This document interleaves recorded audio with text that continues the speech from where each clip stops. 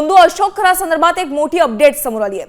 भोंदू अशोक खराच्या प्रॉपर्टीची ईडी कडून गेल्या 10 तासांपासून सखोल चौकशी सुरू आहे। पुणे, नागपूरसह नाशिकमध्ये 11 ठिकाणी ईडीनं छापेमारी केल्याची माहिती आहे। अशोक खराच्या ईशानेश्वर मंदिर आणि नाशिकचं कार्यालय आणि वेगवेगळ्या ठिकाणी असलेल्या जमिनीची ईडी अधिकाऱ्यांनी पाहणी केल्याची सूत्रांची माहिती आहे। ईडीकडून समता पतसंस्थेची चौकशी करण्यात आली। भोंदू खरात वारसदार असलेली 100 खात्यांची चौकशी करण्यात आली असून या खात्यांवर तब्बल 60 कोटींचा व्यवहार झाल्याचं तपासात समोर आलंय। पण पाहतोय खराच्या खात्यांवरून तब्बल 60 कोटींचे व्यवहार झाल्याचं ईडीच्या चौकशीत समोर आलेलं आहे।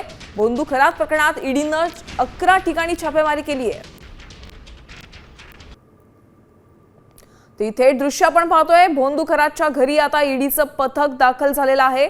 ईडीनं भोंदू खराच्या घरी छापेमारी सुरू केलेली आहे आणि महत्त्वाच्या कागदपत्रे आणि काही पुरावे सापडतात का याचा तपास ईडी करण्यात सुरू आहे। आपण थेट दृश्य शिर्डीमधली पाहतोय।